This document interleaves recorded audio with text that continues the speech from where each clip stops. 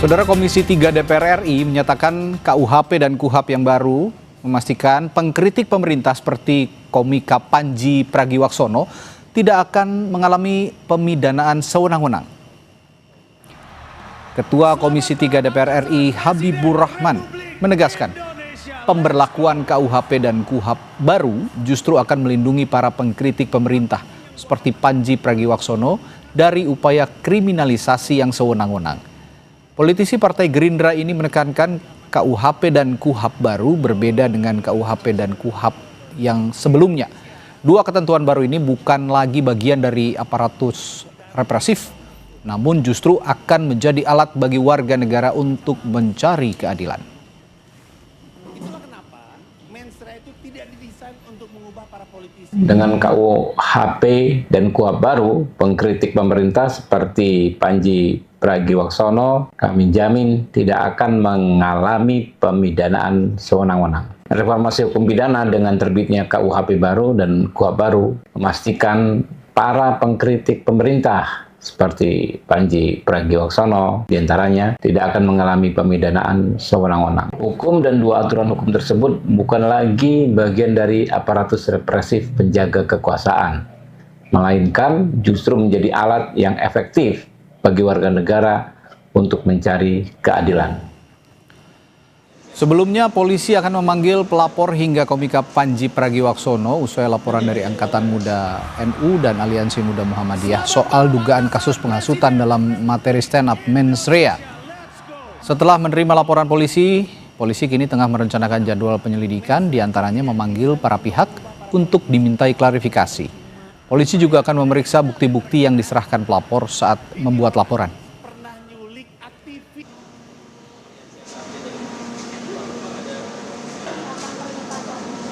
Kalau ada laporan polisi, selanjutnya kawan-kawan penyelidik itu membuat rencana penyelidikan dengan setelah itu melayangkan surat undangan klarifikasi kepada masing-masing yang nama yang sudah diberikan, baik pelapor, saksi maupun nanti pasti akan melakukan klarifikasi juga kepada saudara yang PP yang sebagai terlapor. Dan kita bahas terkait pertunjukan komedi Panji Pragiwaksono bertajuk Mensrea yang berujung pelaporan kepada polisi bersama Kepala Barreskrim periode 2009-2011, Komisaris Jenderal Polisi Purnawirawan Ito Sumardi dan dosen hukum tata negara dan pengajar hak asasi manusia Universitas Andalas Ferry Amsari. Selamat malam Pak Ito, Bung Ferry. Selamat malam. Malam. Baik. Tadi. Saya ke Pak Ito dulu. Ya, Pak Ito, DPR kan sudah bilang nih tadi ya, sudah diputarkan juga tadi pernyataannya bahwa komika Panji Pragiwaksono ini tidak akan dipidana. Lalu menurut Anda seberapa perlu polisi tetap memanggil pelapor untuk klarifikasi? Karena agendanya sepertinya sudah dijadwalkan juga akan memanggil pihak-pihak yang terkait begitu Pak Ito. Ya, saya kira tadi sudah disampaikan juga teman-teman Polda Metro ya. Sejak laporan diterima tanggal 7, tentunya yang dilakukan saat ini polisi pun harus berhati-hati ya dengan pemberlakuan KUHP baru. Yang dilakukan adalah penyelidikan dengan memanggil pelapor untuk dimintakan klarifikasi. Kemudian juga menganalisa barang bukti yang disampaikan yaitu konteksnya daripada materi komedi. Nah, proses ini kan menekankan profesionalisme ya tentunya dengan KUHP yang baru untuk menilai unsur pidana secara menyeluruh apakah ada atau tidak dan belum dilakukan pemanggilan tersangka. Di sini tentunya pasal yang akan dikenakan potensinya adalah pasal 300 dan juga pasal 301. Dan ini pun juga harus Mas Radi harus dicari dulu apakah memang ada unsur-unsur pidananya. Misalnya pasal 300 itu perbuatannya ini menyebarkan permusuhan ya terhadap agama atau kepercayaan orang lain, menyatakan kebencian dan permusuhan terhadap agama dan juga menghasut untuk melakukan permusuhan. Pasal 301 juga menghasut seseorang untuk tidak beragama dan tidak berkeyakinan. Nah, ini kan unsur-unsur pidana yang harus didalami melalui proses penyelidikan. Kalau tidak memenuhi unsur itu, ya tentunya tidak bisa dipidana. Jadi bukan berarti setiap perbuatan itu yang dilakukan seseorang tidak bisa dipidana. Ini harus dilakukan penyelidikan yang sifatnya menyeluruh. Kalau sudah ditetapkan tersangka dengan disampaikan SPDP, maka kita tentunya harus bekerja sama dengan penuntut umum. Apakah unsur pidana yang ditemukan dalam penyelidikan itu memenuhi unsur tidak? Menurut penuntut umum. Demikian Mas Radi. Oke, saya kalau gitu ke Bung Ferry dulu. Sebelum nanti juga saya akan tanyakan ke Pak itu soal Perlu tidaknya sebenarnya klarifikasi itu tetap dilakukan secara prosedural oleh polisi. Tapi saya ke Bung Ferry dulu. Secara konstitusional, Bung Ferry, di mana sebenarnya posisi pertunjukan komedi atau satir politik dalam jaminan kebebasan berekspresi? Ya, pertama tentu saja prinsip-prinsip kemerdekaan menyatakan pendapat, baik pikiran maupun tulisan, itu dijamin dilindungi Undang-Undang Dasar. Pasal 28 misalnya ya. Bahkan lebih eksplisit di dalam ketentuan pasal 28F Undang-Undang Dasar ya.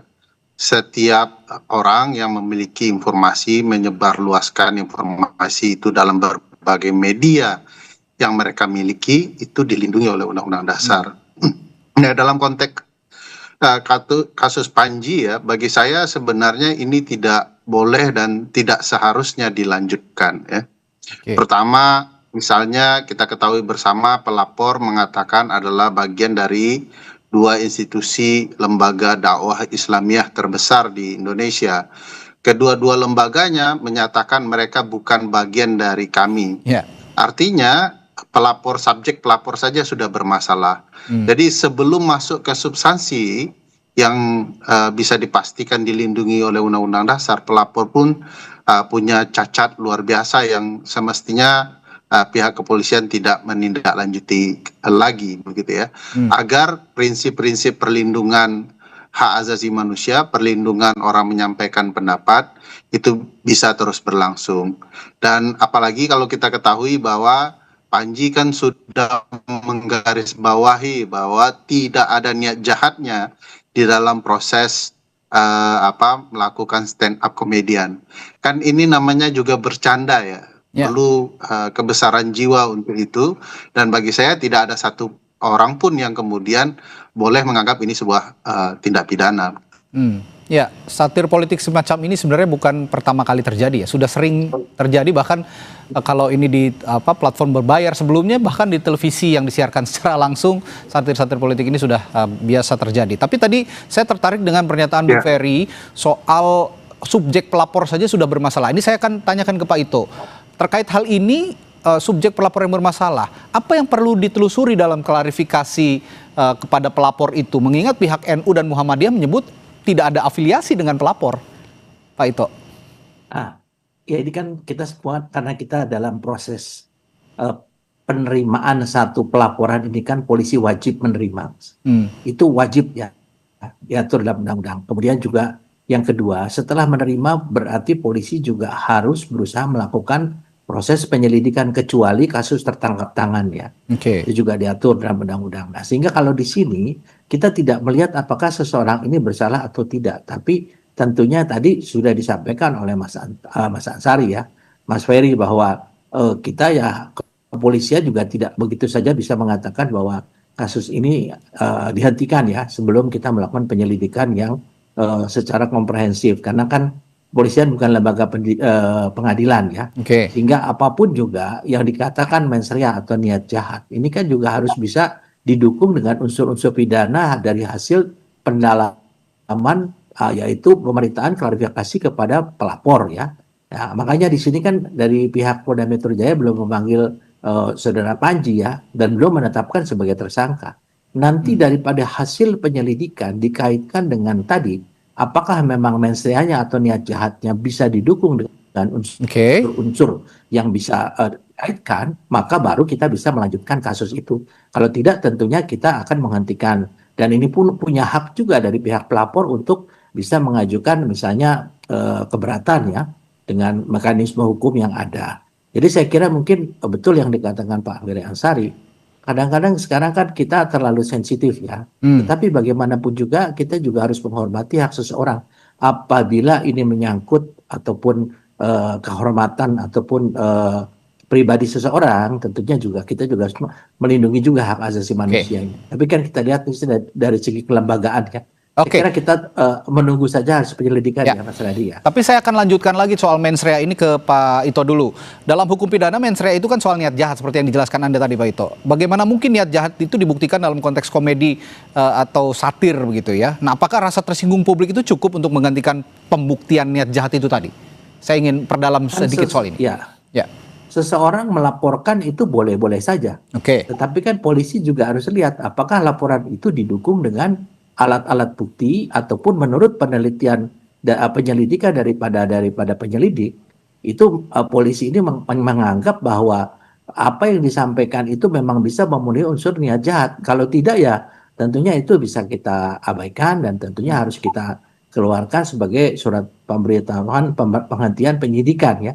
Tetapi kasus ini masih berjalan, Mas, karena bagaimanapun juga kita harus menghormati juga dari pihak pelapor dan nanti yang dikatakan dari lembaga-lembaga yang memang terkait itu menyatakan bahwa pelapor ini tidak ada kaitan, itu juga menjadi satu bahan bagi pihak kepolisian. Apakah ini pelaporan menamakan bahwa ini sebagai atas kelembaga atau atas perorangan dan kalau tersinggungnya di mana gitu ya, kata-kata mana, dan itu juga tentunya harus menjadi satu bahan apakah ini masuk dalam unsur pidana atau bukan unsur pidana. Demikian, Mas. Baik, yang saya dengar juga Bung Ferry bahwa saat ini MK kebanjiran pengajuan uji materi ya dengan adanya KUHP dan KUHAP baru ini. Nah, dengan adanya kasus Panji ini, menurut Anda ini bisa menguji penerapan KUHP baru terkait kebebasan berpendapat dan berekspresi dan kaitannya dengan banyaknya permintaan atau permohonan untuk uji materi di MK ini dengan KUHAP dan KUHP baru ini, Bung Ferry?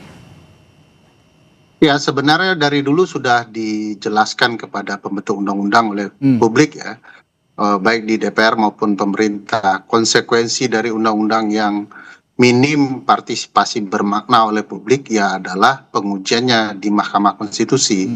Solusinya bukan malah membubarkan Mahkamah Konstitusi, tapi memastikan proses pembentukan undang-undang jauh lebih besar menampung harapan dan kepentingan publik.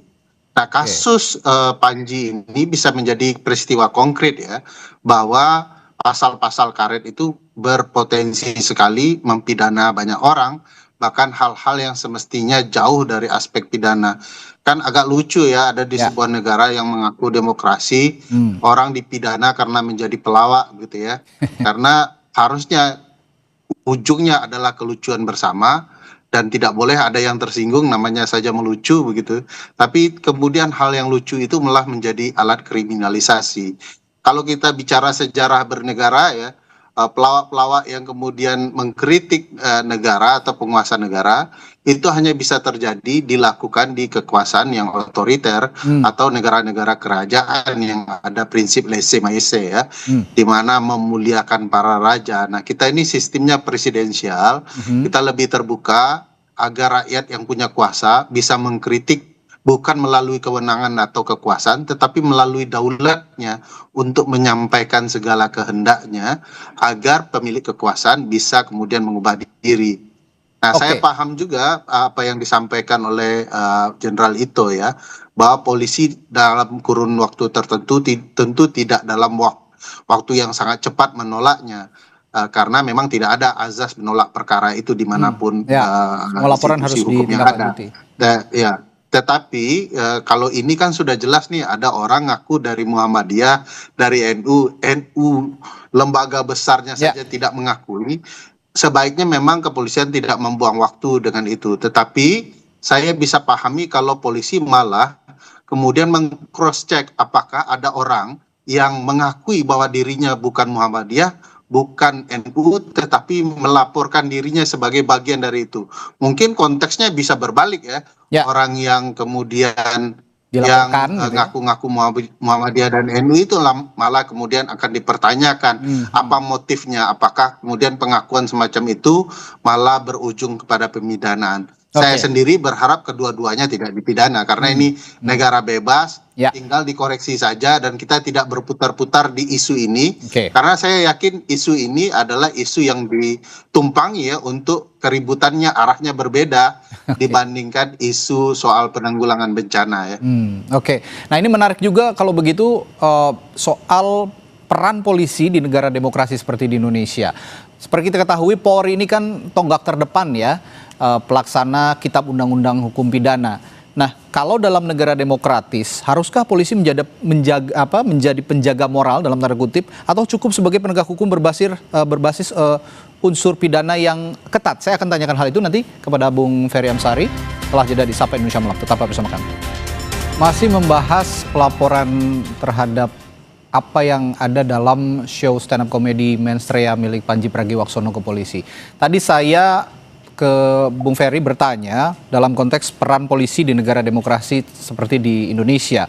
Dalam negara demokratis, haruskah polisi menjadi penjaga moral atau cukup sebagai penegak hukum berbasis unsur pidana yang ketat? Karena di titik mana juga polisi bisa mengatakan, seharusnya berani mengatakan, ini bukan perkara pidana. Bagaimana, Bung Ferry? Ya, sederhananya kan sebenarnya proses pemidanaan itu karena berkaitan dengan hak asasi manusia ya, mau dibatasi tidak dibatasi, maka prosesnya sedapat mungkin betul-betul cepat, jadi tidak merugikan banyak pihak. Nah, di titik tertentu sesuai dengan amanah konstitusi kan tugas kepolisian adalah unsur dalam melindungi soal keamanan ya. Maka tentu saja keamanan itu artinya sangat luas ya, tidak berkaitan dengan perkara soal etika baik atau buruk, salah atau benar dalam perspektif sosial masyarakat. Itu sudah ada tugasnya di titik yang lain ya, Pamong Praja misalnya ya, polisi Pamong Praja atau Satpol PP itu. Nah, polisi betul-betul karena tugasnya jauh lebih berat, lebih besar, lebih melelahkan, dia tidak disibukkan oleh urusan gampangan atau sederhana seperti ini, agar kemudian polisi akan fokus ke penanganan kasus yang lebih besar. Dan saya memang melihat seringkali kita itu direpotkan atau merepotkan teman-teman kepolisian ke arah-arah yang sebenarnya menurut saya jauh dari unsur profesionalitas kepolisian ya. Bahkan perkara kawin cerai, keributan artis itu sebenarnya melelahkan bagi membangun polisi yang profesional. Dan di titik ini kalau mau kita lihat ya, kalau dilihat niat jahatnya, kita kan sudah jelas bahwa acara ini diperuntukkan orang yang penuh kesadaran bahwa ini akan ada bercandaan. Bercandanya gitu ya, bisa sangat ekstrim gitu ya. Dari awal saja niatnya sudah tidak ada niat jahat. Jadi yang mau ikut bercandaan ini silahkan nonton. Yang tidak siap dengan bercandaan semacam ini ya jangan tonton. Nah, ini bagi saya penting pula disadari kita bersama, karena tugas institusi kepolisian itu sudah sangat besar. Jangan pula semua hal dimasukkan ke kepolisian gitu ya. Nanti kalau soal ribut-ribut kakak adik juga masuk kan, jadi akhirnya sangat melelahkan dan seluruh urusan menjadi urusan kepolisian itu tidak elok juga. Pertanyaan yang sama kalau begitu untuk Pak Ito. Di mana Pak Ito, titik mana polisi seharusnya berani mengatakan ini bukan perkara pidana, jadi jangan sampai juga dilelahkan seperti yang Bung Ferry bilang, dilelahkan oleh perkara-perkara yang sebenarnya ini ada perkara yang jauh lebih besar untuk diselesaikan Polri, Pak Ito. Iya, kan polisi ini adalah bagian daripada sistem peradilan pidana, criminal justice system. Kita itu hanya mengumpulkan alat bukti kalau memenuhi untuk diajukan ke penuntutan. Kalau tidak, tentunya kita harus menghentikan. Tadi sudah saya sampaikan di awal bahwa kita punya proses penyelidikan dan penyidikan. Kecuali kasus-kasus tertangkap tangan, maka itu langsung masuk ke penyidikan. Karena kan kalau kita melihat segitiga pembuktian, ada saksi, ada tersangka, ada barang bukti. Nah, khusus untuk menyampaikan pendapat ya, katakanlah ini masuk kategori penyampaian pendapat, ini juga memang bukan berarti tidak ada pembatasan sepanjang ya tidak menyangkut hak orang lain ya. Kemudian juga ketertiban umum, tadi disampaikan juga Mas Ferry, keamanan negara maupun kesusilaan, tentunya ini juga harus menjadi satu pertimbangan ya, bahwa apakah ini sudah masuk dalam 4 kategori itu. Kalau tidak, tentunya dengan hasil penyelidikan, polisi akan bisa menyimpulkan bahwa ini tidak bisa diajukan ke proses penyidikan, sehingga dihentikan proses penyelidikan. Itu kan kita lihat sekarang yang lagi rame ya, masalah ijazah palsu ya. Memang pendapat masyarakat berbeda-beda ya. Kalau kepolisian dalam penyelidikan menganggap bahwa tidak ada alat bukti ataupun yang bisa dimasukkan sebagai kasus pidana yang untuk diteruskan menjadi penyidikan, tentunya kita harus menghentikan. Saya sepakat dengan Mas Ferry tadi kan, Saudara Panji ini kan berada dalam satu event tertentu ya, tidak disebarkan melalui media. Mungkin kalau media medsos itu menyebarkan kan itu bukan atas permintaan, atas keinginan yang bersangkutan. Itu tentunya nanti akan menjadi satu bahan daripada klarifikasi yang akan dilakukan oleh teman-teman penyelidik di Polda Metro Jaya. Tapi percayalah Mas, inilah memang risiko. Tadi saya disampaikan Mas Ferry sebagai penegak hukum, kan hukum itu mulai dari yang remeh-remeh temeh sampai yang serius ya, yang memang harus ditangani oleh kepolisian. Sehingga di kepolisian juga ada namanya direktorat-direktorat yang dipisah-pisah dari Tipidum, tindak pidana ekonomi khusus ya, tindak pidana tertentu, narkoba, korupsi. Nah itu memang sudah dibagi-bagi ya oleh kepolisian, tentunya secara proporsional. Saya memang berharap apa yang dilakukan ini bisa dilakukan yang sebaik-baiknya, dan jangan lupa bahwa KUHP dan KUHP baru itu mereka mengatur juga restoratif justice. Meskipun itu adalah menyangkut kepada yang tadi dikatakan 4 hal, yaitu kepada hak orang lain, ketertiban umum, keamanan negara maupun kesusilaan. Pada hal-hal tertentu itu bisa dilakukan restoratif justice. Ya, ini kenapa juga saya baik. Kenapa saya tanyakan hal ini, Pak Ito, supaya Polri atau polisi juga tidak terjebak dengan upaya kriminalisasi. Ini soal pencegahan kriminalisasi. Saya juga akan tanyakan ke Pak Ito, jika semua laporan semacam ini tetap diproses misalnya sampai tahap klarifikasi, apakah ini tidak membuka pintu laporan yang serupa terhadap karya seni yang lain? Misalnya nanti ada juga mirip-mirip seperti Panji begitu ya, dalam konteks seni apa namanya, komedi begitu. Ternyata ini juga ada membuka pintu itu untuk melaporkan kembali. Nah, ini bagaimana Polri agar tidak terjebak dalam upaya kriminalisasi, Pak Ito? Nah, dalam prosesnya kepolisian itu setiap menerima laporan bisa menolak, ya, bisa menolak. Jadi kalau menurut kepolisian ini tidak masuk ya untuk diteruskan dalam proses penyelidikan, bisa ditolak ya. Dan apabila dari pihak yang ditolak ini mengajukan juga mungkin keberatan melalui saluran hukum, itu silakan saja. Tapi bagi kepolisian tentunya pertimbangan ini bukan semua laporan bisa diterima, Mas. Kalau ada hal-hal yang menurut pihak kepolisian mensreanya mungkin tidak bisa masuk, ya, alat buktinya juga mungkin lemah, ya saya kira itu harus ditolak. Kan sudah banyak kejadian ya, banyak kejadian yang ditolak oleh kepolisian. Jadi tidak berarti semua laporan itu harus ditindaklanjuti. Oleh karena itu di dalam SPKT, yaitu Sentra Pelayanan Kepolisian Terpadu, di sana ada fungsi-fungsi yang menganalisa apakah laporan itu perlu ditindaklanjuti atau tidak.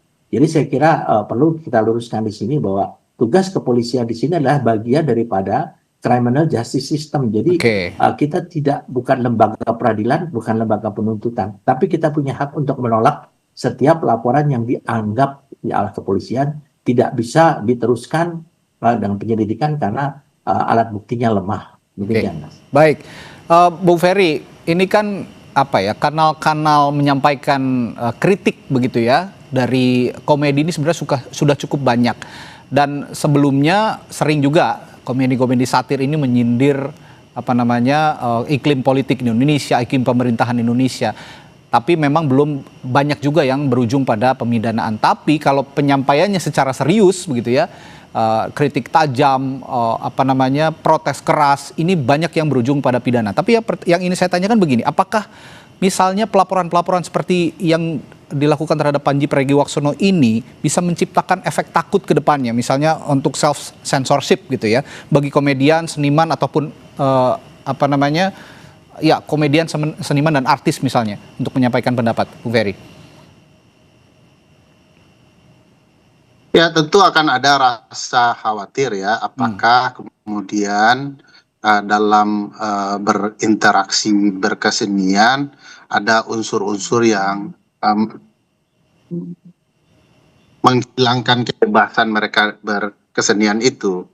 Mau tidak mau itu akan muncul ya, dan kita bisa lihat bahwa ini kan jadi perbincangan juga bagi stand up komedian yang lain ya, apakah mereka perlu berhati-hati di kemudian hari.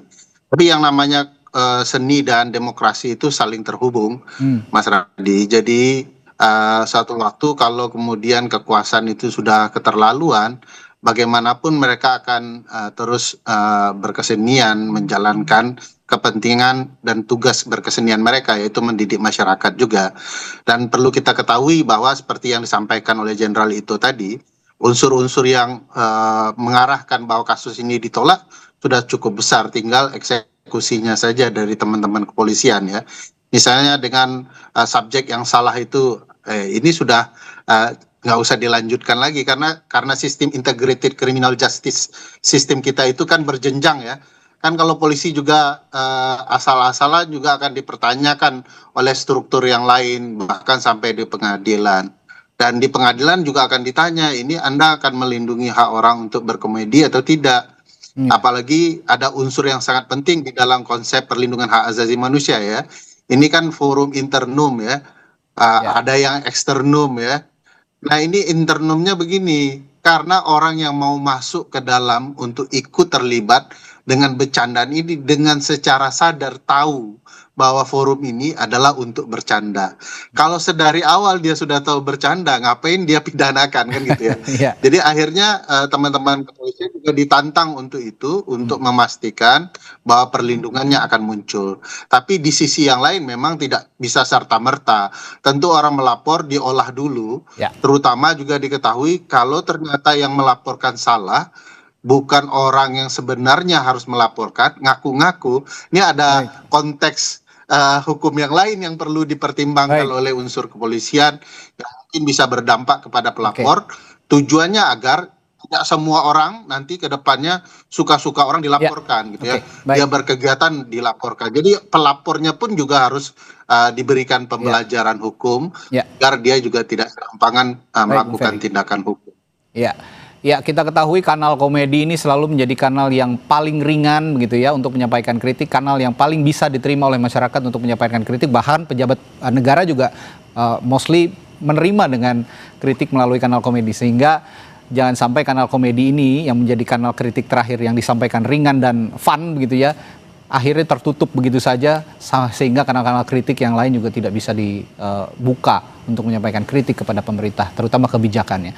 Terima kasih Bung Ferry Amsari dan juga Pak Ito Sumardi telah memberikan perspektifnya di Sapa Indonesia malam hari ini. Terima kasih. Sampai jumpa lagi, selamat malam. Terima kasih.